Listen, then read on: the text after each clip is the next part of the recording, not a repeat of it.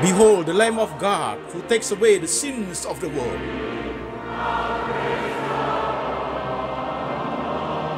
Jesus said, I am the way, the truth, and the life. No one comes to the Father but by me.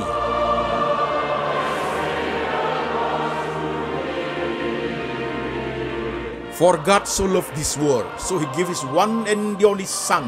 Whoever believes in him shall not perish, but have eternal life.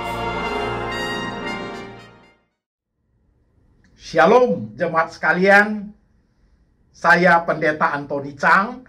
Salam kepada jemaat yang ada di kota-kota di Indonesia dan juga jemaat yang ada di kota-kota di luar negeri. Hari ini kita online Sunday service lewat lembaga Antoni Chang Ministry Internasional. Firman Tuhan hari ini temanya adalah Yudas Iskariot. Yudas Iskariot. Firman Tuhan kita ambil dari 4 bagian. Bagian pertama, firman Tuhan diambil dari Injil Matius pasal 26 ayat 14 sampai 25. Demikian firman Tuhan.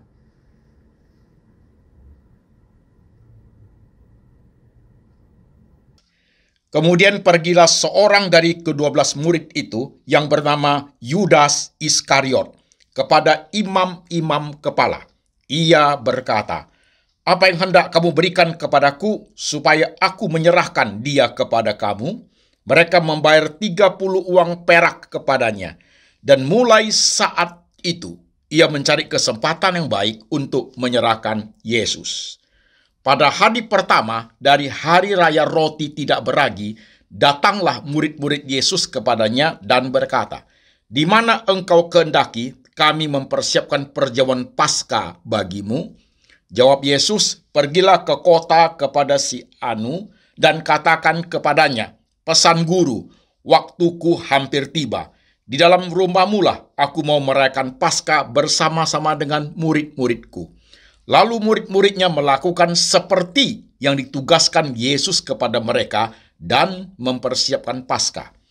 Setelah hari malam, Yesus duduk makan bersama-sama dengan ke-12 murid itu. Dan ketika mereka sedang makan, ia berkata, "Aku berkata kepadamu sesungguhnya, seorang di antara kamu akan menyerahkan aku." Dan dengan hati yang sangat sedih, berkatalah mereka seorang demi seorang kepadanya, "Bukan aku, ya Tuhan." Ia menjawab, "Dia yang bersama-sama dengan aku mencelupkan tangannya ke dalam pinggan ini, dialah yang akan menyerahkan aku. Anak manusia memang akan pergi sesuai dengan ada yang tertulis tentang dia. Akan tetapi celakalah orang yang olehnya anak manusia itu diserahkan.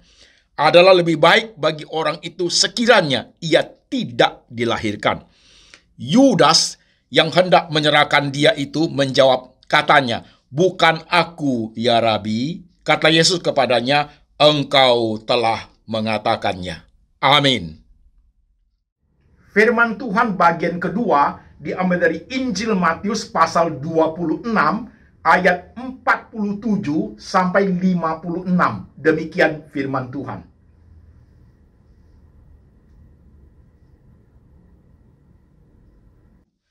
Waktu Yesus masih berbicara, datanglah Yudas, salah seorang dari ke-12 murid itu, dan bersama-sama dia serombongan besar orang yang membawa pedang dan pentung, disuruh oleh imam-imam kepala dan tua-tua bangsa Yahudi. Orang yang menyerahkan dia telah memberitahukan tanda ini kepada mereka. "Orang yang akan kucium, itulah dia, tangkaplah dia." Dan segera ia maju mendapatkan Yesus dan berkata, "Salam Rabi," lalu mencium dia.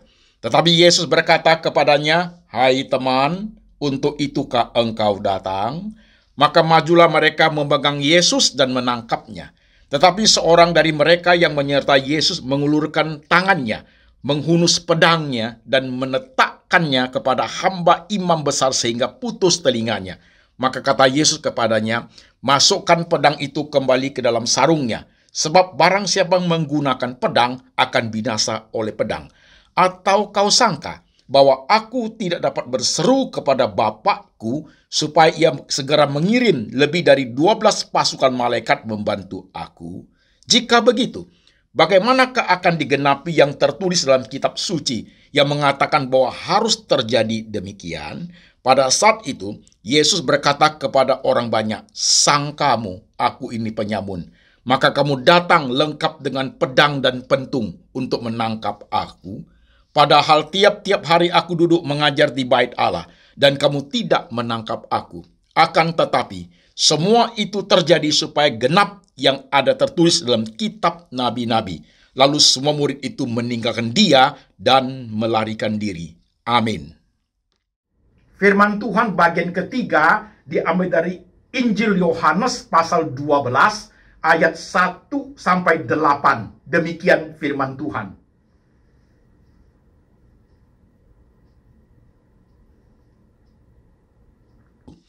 Enam hari sebelum Paskah, Yesus datang ke Betania, tempat tinggal Lazarus yang dibangkitkan Yesus dari antara orang mati. Di situ diadakan perjamuan untuk dia dan Marta melayani. Sedang salah seorang yang turut makan dengan Yesus adalah Lazarus. Maka Maria mengambil setengah kati minyak narwastu murni yang mahal harganya, lalu meminyaki kaki Yesus dan menyekanya dengan rambutnya, dan bau minyak semerbak di seluruh rumah itu. Tetapi Yudas Iskariot, seorang dari murid-murid Yesus, yang akan segera menyerahkan dia, berkata, "Mengapa minyak narwastu ini tidak dijual 300 dinar dan uangnya diberikan kepada orang-orang miskin?" Hal itu dikatakannya bukan karena ia memperhatikan nasib orang-orang miskin, melainkan karena ia adalah seorang pencuri. Ia sering mengambil uang yang disimpan dalam kas yang dipegangnya. Maka kata Yesus, "Biarkanlah dia melakukan hal ini mengingat hari penguburanku. Karena orang-orang miskin selalu ada pada kamu, tetapi aku tidak akan selalu ada pada kamu." Amin. Firman Tuhan bagian keempat diambil dari kitab 1 Timotius 6 ayat 6 sampai 12. Demikian firman Tuhan.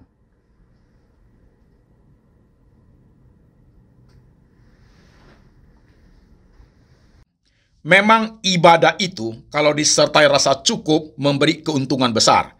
Sebab kita tidak membawa sesuatu apa ke dalam dunia, dan kita pun tidak dapat membawa apa-apa keluar.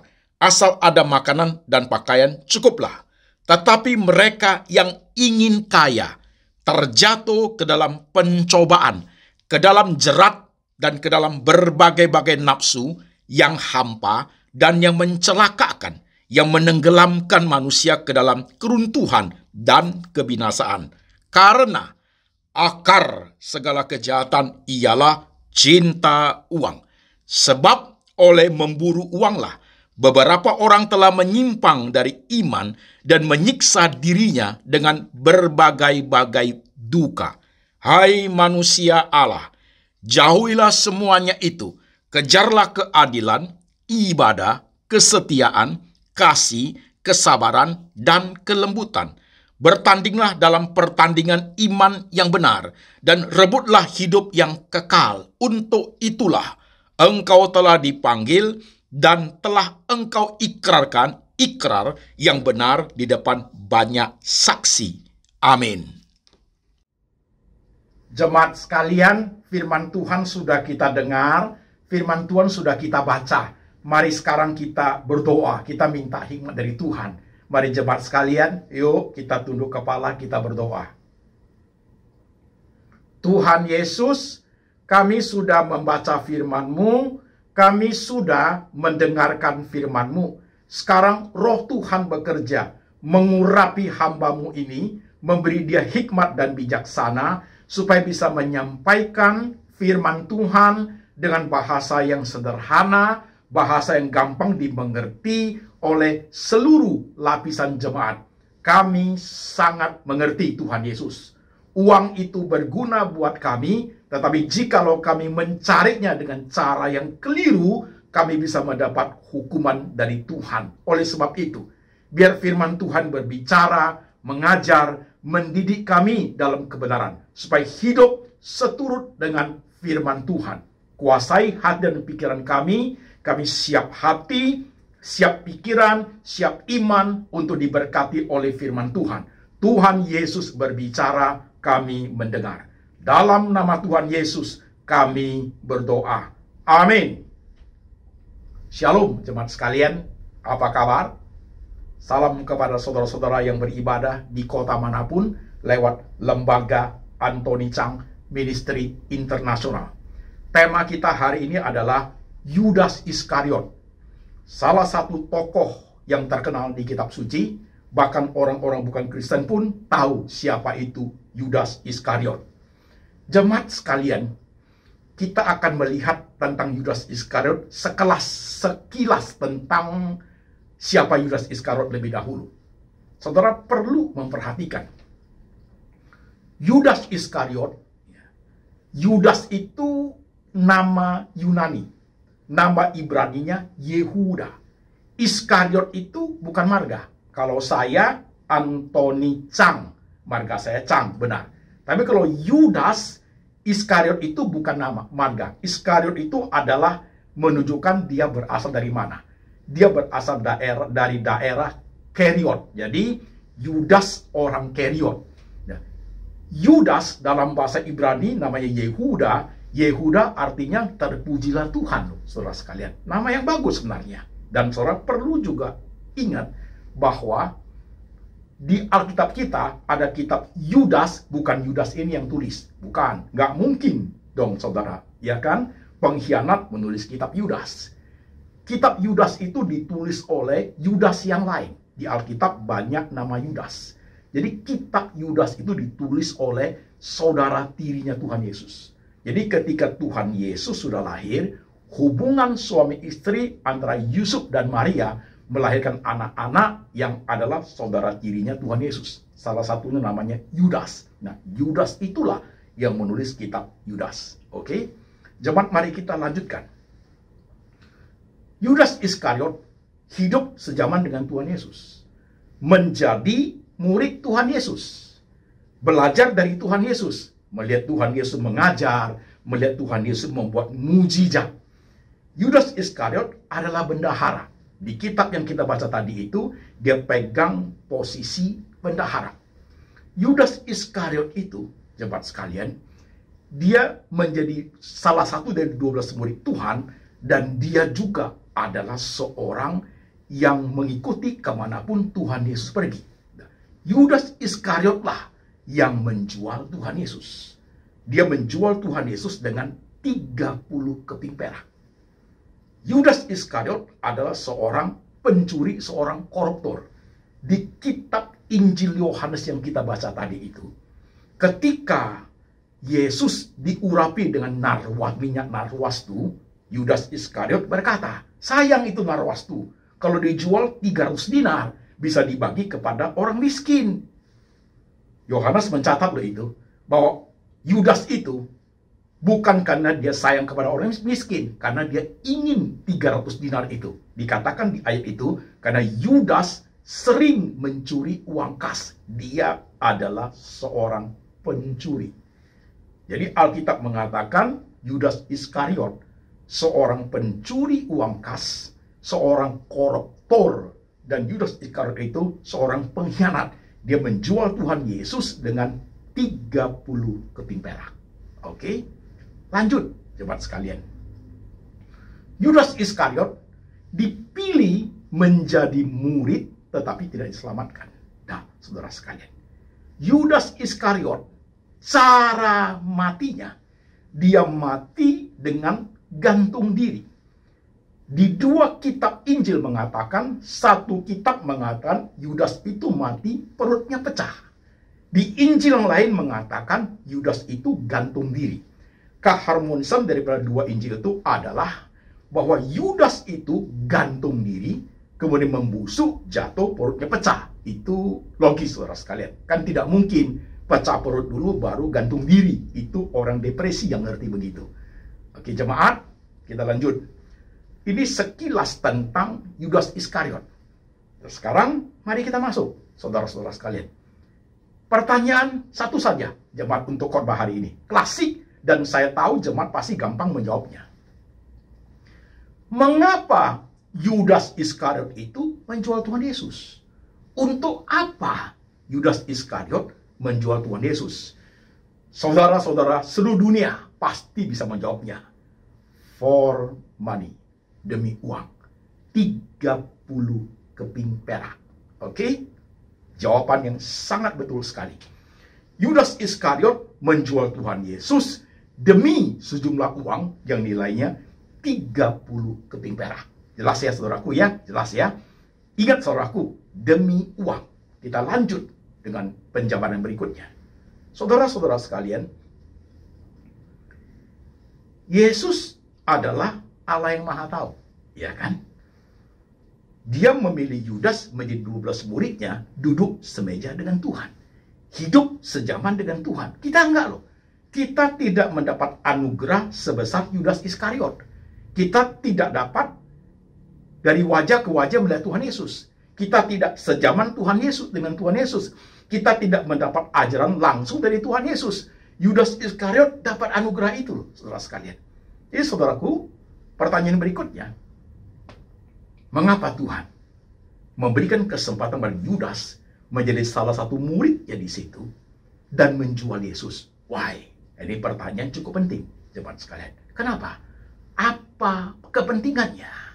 Apa manfaatnya? Apa makna spiritualnya pada zaman itu dan juga pada zaman di mana kita hidup? Kan begitu, jemaat sekalian. Oke? Tuhan Yesus berkata loh, waktu perjamuan suci itu, perjamuan malam itu, Yesus berkata, ada di antara engkau yang akan menyerahkan aku. Mereka saling berkata, bukan aku orangnya kan Tuhan. Yesus mengatakan, orang itu yang akan mencelupkan tangannya bersama-sama aku, dialah yang akan menyerahkan aku. Yudas ikut ngomong, bukan aku orangnya kan Rabi. Yesus mengatakan, engkau sudah mengatakannya. Yesus berkata loh, supaya genap yang difirmankan oleh kitab-kitab Nabi. Anak manusia harus serahkan. Ada pengkhianatan daripada muridnya. Tapi Yesus melanjutkan kalimat itu. Tetapi celakalah mereka yang menyerahkan anak manusia itu. Kalau bisa, sekiranya orang itu lebih baik tidak dilahirkan. Yesus ngomong begitu loh saudaraku di ayat yang kita baca. Ya kan? Jemaat menyimak. Makna spiritual pada zaman sekarang apa, Pak Pendeta? Apa? Pelan kita masuk lagi, saudara-saudara sekalian. Saudaraku, jelas sekali informasi berita yang kita dengar, penjelasan yang kita jabarkan hari ini dari kitab-kitab yang kita baca, Yudas Iskariot seorang koruptor, seorang pencuri uang, seorang bendahara, seorang culas licik, saudara-saudara sekalian. Oke, jelas ya? Nah, karena dia pada dasarnya memang sudah tidak baik. Pertanyaan saya sederhana, mengapa Tuhan Yesus dijual 30 keping perak? 30 keping perak itu saudaraku, itu murah sekali.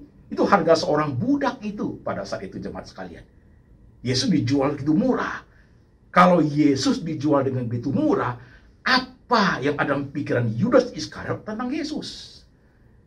Dia pikir itu bukan Tuhan. Dia tidak peduli itu Yesus siapa. Yang dia peduli adalah bagaimana bisa memanfaatkan Yesus demi kepentingan dia. Dia pilihlah jadi bendahara. Ada jalurnya untuk yang dia mau cari adalah ujung-ujungnya duit, saudaraku. Dia ingin uang, maka Yesus pun dia jual. Oke, lanjut. Saudara-saudara sekalian, lantas apa kepentingannya kita pada zaman sekarang? Apa kepentingannya? Saudaraku, Tuhan dalam dunia yang Tuhan hidupi bersama murid-muridnya pada zaman itu, dan juga yang Tuhan izinkan terjadi pada saat itu, memberikan kepada seorang pengkhianat hidup di situ bersama dengan Tuhan. Makna spiritualnya untuk kita zaman ini apa, jemaat sekalian? Tuhan ingin memberitahukan kita apa? Tuhan ingin mengajarkan kita apa, jemaat? Nah, ini perlu menyimak. Ini bagian daripada kita. Oke? Saudara-saudara sekalian, Yudas Iskariot zaman dulu itu, kalau orang sudah demi untuk mendapat uang. Di kitab yang kita baca tadi itu, ya, di kitab 1 Timotius pasal 6 ayat 6 dan seterusnya, saudaraku, akar dari segala kejahatan adalah cinta uang. Ingat baik-baik, saudara-saudara sekalian. Uangnya nggak jahat loh, saudaraku. Uangnya nggak jahat loh. Uang itu benda mati. Uang itu alat tukar. Uang itu pada diri sendiri bukan dosa loh, saudaraku. Tetapi cara mencari uangnya, itu yang bahaya. Cara mencari uangnya. Akar dari segala kejahatan adalah cinta uang. Oleh karena memburu uanglah, beberapa orang sudah menyimpang dari iman dan menyiksa dirinya dengan berbagai-bagai duka. Termasuk Yudas Iskariot. Cara mencari uangnya. Yudas Iskariot menghafalkan segala cara untuk mencari uang. Yesus diurapi dengan minyak narwas itu dia ngomong apa? Sayang itu minyak, dijualkan ada 300 dinar. Bisa dipakai untuk bantu orang miskin. Mana dia bantu orang miskin? Yudas Iskariot itu, saudaraku. Dia mau ambil itu uang. Koruptor dia. Demi uang, dia mengkhianati Tuhan, dia menjual Tuhan Yesus loh. Dia berkata pada imam-imam kepala, saya bisa tunjukkan orangnya. Kamu mau kasih saya apa? 30 keping perak. Yes. Dan waktu saya cium dia, itulah orangnya. Sini 30 keping peraknya. Ciuman maut itu, saudaraku. Ciuman maut harganya 30 keping perak. Jadi saudara-saudara sekalian, akar dari segala kejahatan adalah cinta uang. Karena orang cinta uang, cara cari uangnya menjadi keliru dengan menghalalkan segala cara. Jikalau menghalalkan segala cara untuk mencari uang itu, saudaraku, maka muncullah dua hal. Yudas Iskariot sudah melakukan itu. Satu, menjual apa saja. Dua, melakukan apa saja. Yudas Iskariot sudah melakukannya. Yudas Iskariot menjual Tuhan Yesus. Tuhannya dia jual, saudaraku. Tuhan dia jual. Yang kedua, Yudas Iskariot melakukan apa saja. Apa yang dilakukan? Mau pembohongan, mau penipuan, mau pembalikan fakta, mau membalikkan fakta. Ya, saudaraku, mau mengkhianati, dia lakukan semua demi 30 keping perak. Nah, kalau kita kembali ke zaman kita ini, saudaraku, apa bedanya dengan kita? Apa beda dengan zaman yang manusia hidup pada zaman ini? Bisa-bisa manusia zaman sekarang jauh lebih canggih. Teknologi lebih tinggi. Lebih culas. Lebih lihai. Lebih pintar menghalalkan segala cara dengan melakukan apa saja dan menjual apa saja. Oke, berhenti sebentar, jemaat sekalian. Simak baik-baik khotbah hari ini. Yudas Iskariot ketika menghalalkan secara itu, menjual Tuhan Yesus. Zaman yang kita hidupi, saudaraku, jangan pernah heran ya. Pak, kenapa dia jual istrinya ya Pak ya? Gak usah heran, jemaat sekalian. Zaman Yudas sudah mengajar kita kok. Tuhan dijual, apalagi istri. Ada orang jual istri untuk dia hidup. Ada orang jual harga diri. Ya, ada orang jual kepercayaan. Yes. Ada orang jual diri. Benar. Saudaraku. Ada orang jual, apalagi jual rumah, jual perusahaan, jual milik orang lain. Itu sudah dilakukan. Ada orang jual organ tubuh loh, saudaraku. Udah nggak ada uang. Demi uang, dia jual ginjal. Ada. Jadi jemaat sekalian, coba lihat korelasinya. Jadi kalau saudara melihat di zaman sekarang ini, zaman modern, postmodern ini, ya, demi uang orang menjual apa saja, nggak usah heran. Zaman dulu sudah menjadi contoh, Tuhan menjadi jual kok. Apalagi yang lain-lain. Tuhan Yesus jadi jual. Apalagi yang lain. Nggak usah heran jemaat. Kamu akan melihat banyak sekali yang terjadi di zaman yang kita hidupi. Berhenti sebentar. Saudara-saudara, masalah akar segala kejahatan adalah cinta uang. Cara mencari uang dengan menghalalkan segala cara itu melingkupi semua status lo, semua status lo, jemaat. Ya, mau personal sifatnya, sekelompok, ya, kelompok besar, bahkan nasional, bahkan internasional, sekelompok negara. Semua jabatan loh jemaat sekalian. Mau rakyat kecil, mau pejabat negara, sampai kepada rohaniawan, gereja. Ini semua bermuara kepada masalah uang. Jadi jemaat sekalian, waktu kita menyimak, mengapa Tuhan Yesus di zaman itu memberikan kesempatan pada Yudas Iskariot menjual Tuhan yang sangat berkaitan dengan uang. Karena inilah kehidupan manusia di kolong langit saudaraku. Ujung-ujungnya duit. Masalahnya adalah di uang. Semua kalangan loh saudaraku. Pendeta juga iya. Sorry to say, pendeta juga iya. Nah saudaraku, waktu kita perhatikan seperti ini, kita masuk satu step lagi, jemaat. Pelan-pelan menyimak. Saudara-saudara sekalian, mengapa Tuhan membiarkan hal seperti itu? Demi uang orang bisa menjual apa saja. Demi uang orang bisa melakukan apa saja. Nah kalau melakukan apa saja, lihatlah sekeliling dunia yang kita hidupi. Bacalah semua informasi yang ada. Pantaulah kiri kanan orang-orang yang hidup bersama dengan kita. Lihatlah kehidupan di negara-negara lain, saudaraku. Banyak kesaksian, banyak cerita yang mengajarkan kita orang mencari uang dengan cara-cara yang tidak benar. Menghalalkan segala cara, melakukan apa saja. Iya. Semua kalangan itu loh. Pejabat negara menyalahfungsikan fungsi jabatan. Yes. Politikus, ekonom, saintis, rohaniawan, guru, dosen, karyawan, direktur. Apa beda, jemaat sekalian? Apa beda? Semua kalangan loh, saudaraku. Yang namanya kalau sudah melakukan itu, siapapun bisa melakukan hal seperti itu. Oke? Jadi saudara-saudara, waktu kita berpikir sampai di situ, saya ingat satu cerita klasik dan true story itu. Di negara lain, jemaat sekalian. Ada orang menghalalkan segala cara demi mendapat uang dengan melakukan mencuri anak orang, saudaraku. Yes. Anak orang kecil itu dia curi. Setelah dia curi, dia potong lidahnya. Dia potong lidahnya, setelah dia potong lidahnya, dia bawa itu anak di pinggir jalan untuk menjadi peminta-peminta. Dianggap cacat. Lidahnya nggak ada. Cacat hidup ini. Jadi orang iba, kasihan, memberikan anak itu uang. Dan orang yang menculik anak itu di belakang, duduk santai. Anak yang cacat itu, yang udah dipotong lidahnya, menjadi mesin pencari uang dia seumur hidup. Menghancurkan masa depan anak itu. Dan betapa kejamnya manusia itu. Menjadikan anak kecil menjadi mesin untuk mencari uang buat dia. Dia duduk tenang-tenang, goyang-goyang kaki, mendapat uang dari belas kasihan lewat anak itu.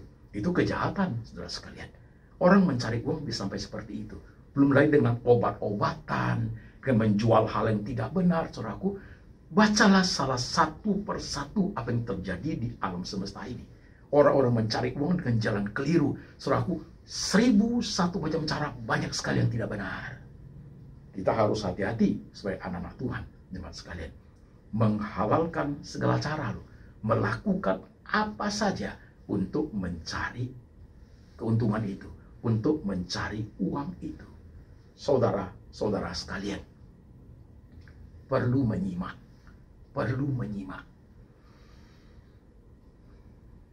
perlu memperhatikan cara kita hidup, bagaimana kita mencari uang. Kaya itu anugerah Tuhan, benar. Kita pintar, rajin, potensi untuk menjadi kaya itu sangat besar. Tetapi kalau kita malas, bodoh, nggak mungkin kaya. Cepat sekalian, nggak mungkin kaya. Ada loh Pak Pendeta, teman saya bodoh, kaya raya dia Pak. Itu pasti papanya kaya. Karena dia anak orang kaya. Sekalipun dia bodoh, tetap kaya. Karena papanya kaya. Enggak Pak Pendeta, papanya juga bodoh. Berarti engkongnya yang kaya. Itu warisan tuh harta. Diwariskan kepada generasi yang bodoh, jemaat sekalian. Kalau kamu pintar, kamu rajin, potensi untuk kaya itu besar. Tapi hati-hati Manusia bisa terjebak ke situ oleh karena manusia itu akar segala kejahatan adalah cinta uang. Untuk membunuh uang, manusia sudah menyimpang dari iman dan menyiksa dirinya dengan berbagai-bagai duka. Jangan terjebak ke arah seperti itu, jemaat sekalian. Kalau hidupmu lurus, jalanmu baik, bisnismu oke, kerjamu benar, hidupmu suci, berkat Tuhan gak lari kemana-mana, jemaat sekalian.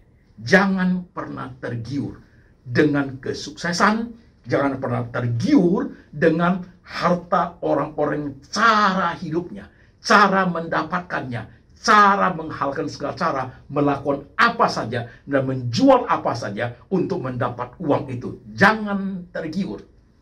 Orang-orang seperti itu suatu hari pasti akan mendapat ganjarannya, jemaat sekalian. Camkan hal ini. Oke, kita lanjut. Mungkin saudara akan bertanya, Pak Pendeta, zaman di mana Yudas Iskariot menjual Tuhan Yesus, dan zaman itu sudah lewat. Zaman itu sudah lewat, Pak Pendeta. Yudas Iskariot masuk neraka. 11 murid Tuhan Yesus bersama Tuhan Yesus di surga. Dan zaman sudah lewat. Dan sekarang kita hidup di zaman ini, Pak Pendeta. Bagaimana kita bisa menjual Tuhan Yesus? Kan Tuhan sudah ke surga. Tunggu dulu, jemaat sekalian. Tunggu dulu. Zaman ini zaman modern. Zaman postmodern. Zaman high-tech, jemaat sekalian. Yudas Iskariot zaman di Alkitab itu kuno. Sekalipun potensi kejahatan memang seperti itu. Culas, licik, koruptor sudah ada pada dasarnya. Tapi dengan zaman yang ada kita sekarang itu makin canggih loh, jemaat. Makin pintar loh dunia yang kita hidupi sekarang. Makin hebat loh cara hidupnya. Yesus sudah terangkat ke surga. Bagaimana bisa menjual Tuhan Yesus? Perhatikan, jemaat sekalian. Orang bisa jual iman. Itulah Yudas Iskariot zaman sekarang. Orang bisa pindah kepercayaan, jemaat. Orang bisa jual iman, demi si A, si B, si C, demi uang, demi ini, demi itu. Orang jual iman, jemaat. Bacalah kehidupan alam semesta, kehidupan kita zaman sekarang. Banyak bukan main. Dari berbagai kalangan, jemaat sekalian. Iya, orang jual iman. Jadi, Yudas Iskariot modern. Yang kedua, orang memperalat gereja Tuhan. Memperalat gereja Tuhan. Luar biasa ini. Kelihatannya aman-aman saja, sah-sah saja, saudara sekalian. Beritakan kepada jemaat, akan bangun gereja, beli tanah. Jemaat sudah kumpul persembahan beli tanah. Setelah tanah beli jadi gereja. Gereja atas nama pendeta itu. 1, 2 tahun, 3 tahun, 5 tahun, 10 tahun. Gereja lenyap, itu tanah sudah dijual oleh pendeta itu. Itulah Yudas modern, saudaraku. Yudas modern. Yudas yang kuno masih ngomong loh. Naruh wastu 300 dinar. Sayang kan? Kan bisa kasih orang miskin. Yudas modern. Kumpul-kumpul bangun gereja Tuhan. Atas nama dia loh tanah itu. Suatu hari hilang. Lenyap. Orangnya pun hilang, saudaraku. Lacaklah. Lihatlah. Sigaplah jemaat sekalian. Perhatikan apa yang kita hidupi zaman sekarang. Dan saudara akan melihat hal itu sebagai suatu fakta kehidupan. Oke? Jual kepercayaan. Memperalat gereja Tuhan.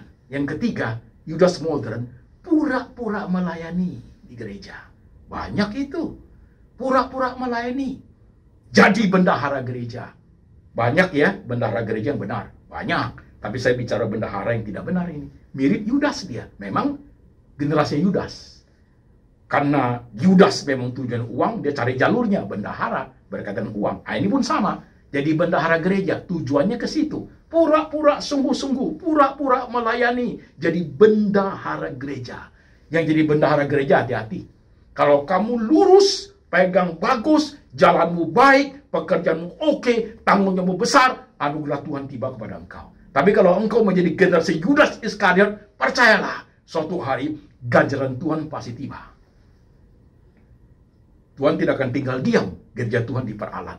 Tuhan tidak akan diam, gereja Tuhan itu ya, diambil hartanya, dibuat dengan cara dikorupsi hartanya, dikorupsi keuangannya. Tuhan tidak akan tinggal diam. One day we will see Contoh di Alkitab ada kok. Ananias dan Safira, mereka dihukum Tuhan kan? Jadi saudaraku, Yudas modern dengan Yudas zaman dulu, zaman di Alkitab, what is the difference? Apa bedanya dengan kita zaman ini? Jadi kita harus menyimak dengan hati-hati jemaat sekalian. Gak kaya gak apa-apa jemaat sekalian. Hidup ini tidak harus kaya. Celakalah kalau kita kaya tapi hidup tidak benar. Celakalah kalau kita kaya, cara mendapatnya tidak benar. Lebih celakalah kalau kita kaya menggunakan kekayaan itu untuk menjahati orang lain. Jauh lebih berbahaya. Lebih baik kita tidak kaya. Hidupnya cukup. Nah, kata Alkitab tadi, hidup dengan rasa cukup itu obat yang paling hebat. Itu tuh cara yang paling oke mengendalikan keserakahan hati manusia. Tetapi akar dari segala kejahatan adalah cinta uang. Hati-hati dengan ayat ini, jemaat sekalian. Karena sering sekali saudara dan saya itu bisa terjebak oleh bagian-bagian hidup seperti itu. Jangan mau dipengaruhi oleh orang lain dengan cara mendapatkan uang dengan cara yang tidak benar. Jangan mau. Jalanlah di jalan tracknya Tuhan. Luruslah hidupmu dan Tuhan sudah di depan memberkati engkau dengan caranya Tuhan Yesus. Tuhan jangan beri kami kekayaan. Kalau kami sudah kaya, nanti kami makan makanan enak. Kami lupakan Tuhan. Tuhan jangan beri kami kemiskinan. Nanti kalau kami miskin, tangan kami mencuri. Mintalah kepada Tuhan kehidupan yang seperti yang Tuhan mau buat kita. Hati-hati jemaat dalam kehidupan ini. Kau yang ada di kota manapun, kau yang ada di negara manapun, engkau yang tua, muda, besar, kecil, pintar, bodoh dari berkalangan, saudaraku, dari berbagai status, masalah uang menjadi sangat penting. Ingat loh, di tengah kehebatan sejarahnya Tuhan menghadirkan seorang pengkhianat yang bermasalah dengan uang. Sengaja Tuhan begitu. Dan ini menjadi suatu cara untuk memberitahukan kepada kita masalah uang itu tidak pernah akan habis dalam dunia kehidupan kita. Dan itu menjadi suatu cara yang sangat berbahaya. Banyak manusia akan jatuh di situ. Kalau tidak hati-hati, mendekatlah kepada Tuhan, maka hidup kita akan benar. Jemaat sekalian, bagaimana hidupmu hari ini? Puaskah engkau dengan kekayaan yang kamu miliki? Puaskah engkau dengan uang kamu miliki? Sedikit, Pak. Aku ingin lebih banyak, Pak. Tidak salah kalau kamu ingin punya banyak uang. Tidak salah juga kalau kamu ingin kaya. Tidak salah. Tapi ingat, kesalahan besar adalah pada saat kamu mencari uang dengan cara tidak benar. Dengan menjual apapun, dengan menghalalkan segala cara, itu pasti cara yang salah. Jemaat sekalian, kalau sudah cara itu, jangan pernah mau kaya. Jangan pernah mau kaya. Oke jemaat, firman hari ini membuka mata kita melihat loh. Lihatlah kiri kanan, lihatlah muka belakang, lihat teman-temanmu, lihatlah bisnis-bisnismen, lihatlah bisnis-bisnismen besar, lihatlah sejarah kehidupan baik negara kita maupun negara yang lain. Lihatlah semua fenomena yang ada. Kau akan melihat masalah uang itu menjadi sangat penting. Masalah uang itu bisa menjerumuskan siapa saja. Berhati-hatilah dalam hidup ini. Bersandarlah kepada Tuhan. Berbaju jirakan kebenaran. Bertali kasutkan kebenaran. Supaya sungguh hidup ini sesuai dengan apa yang Tuhan mau. Hidup tekun di dalam Tuhan. Maka berkat Tuhan tidak pernah habis-habis. Oke jemaat, lihat dirimu masing-masing. Coba perhatikan. Jangan menjadi Yudas Iskariot modern. Yudas Iskariot zaman Alkitab sudah menjadi contoh yang tidak baik buat kehidupan umat manusia. Jangan menjual Tuhan. Jangan menjual apa saja demi kepentingan hidup kita yang merusak hidup orang lain. Jangan. Apalagi menjual sesuatu yang bukan milik kita. Jangan jemaat sekalian. Jangan melakukan tindakan apa saja yang keliru, yang tidak benar untuk demi sejumlah uang. Jangan pernah mau. Jangan pernah mau. Jualah apa yang menjadi hakmu, apa yang menjadi milikmu, yang memang kamu perlu untuk menjualnya, dan itu baik, arahnya benar, silakan. Lakukanlah apa saja untuk mendapat uang yang kamu lakukan itu tepat dan benar. Do it. Tuhan akan berkenan. Oke jemaat, siapa belum engkau, dengarlah firman hari ini, Tuhan memberkati engkau. Mari jemaat, kita tundukkan kepala, kita berdoa. Tuhan Yesus, kami hidup butuh uang. Kami hidup butuh alat tukar. Kami hidup butuh penghasilan. Tuhan Yesus, ajar kami untuk mencari penghasilan itu. Untuk mencari uang itu dengan cara yang benar. Jauhkan kami anak-anak Tuhan ini dari melakukan, menghalalkan segala cara untuk mencari uang. Jauhkan kami Tuhan. Ampuni kami Tuhan Yesus, karena sering sekali di antara kami terjebak ke arah yang tidak benar. Kami sudah terlanjur, kaki kami sudah menyimpang dari cara-cara yang Engkau kehendaki. Ampuni kami Tuhan. Bawa kami kembali kepada firman. Bawa kami kembali kepada kebenaran-Mu Tuhan Yesus. Jangan biarkan kami mendapat keuntungan di tengah-tengah penderitaan orang lain. Bahkan di tengah-tengah pengkhianatan menghancurkan orang lain demi untuk mendapat sejumlah uang. Jangan biarkan kami menginjak ke area, ke bagian kehidupan seperti itu. Ya Tuhan, ampuni jika kami sudah terjebak di dalamnya. Bawa kami kembali kepada kebenaran-Mu. Terima kasih Tuhan Yesus. Jemaat dikasih Tuhan. Tiba saatnya engkau berdoa sendiri-sendiri. Engkau mengevaluasi hidupmu masing-masing. Harus jujur sama Tuhan. Pernah engkau mencari uang dengan cara tidak benar? Aku itu di hadapan Tuhan. Maka Tuhan akan mengampuni engkau. Dan jangan berbuat dosa lagi. Silakan berdoa. Hati yang jujur, hidup yang suci, jalan yang benar, berkat Tuhan tidak akan habis-habisnya. Jangan jalan di jalan orang berdosa. Jangan duduk di kumpulan pencemooh. Jangan tergiur oleh harta orang fasik. Jangan tergiur oleh harta orang tidak benar. Jangan tergiur dengan harta yang didapat dengan cara menghalalkan segala cara. Jangan tergiur dengan harta mengkhianati Tuhan Yesus. Jangan tergiur dengan harta praktek kehidupan Yudas Iskariot. Tuhan ampuni setiap kami, sucikan hidup kami. Layakkan kami boleh menerima kebenaran-Mu. Jadikan kami murid yang sejati. Walaupun kami tidak hidup sejaman dengan Tuhan, tapi kami tahu Tuhan memperhatikan zaman kami. Dan inilah Tuhan kami, setiap kami yang duduk tertunduk di hadapan Engkau. Kami mohon berkat dan kekuatan dari Tuhan untuk mengarungi kehidupan ini. Kasih dari Bapa dari surga turun atas jemaat.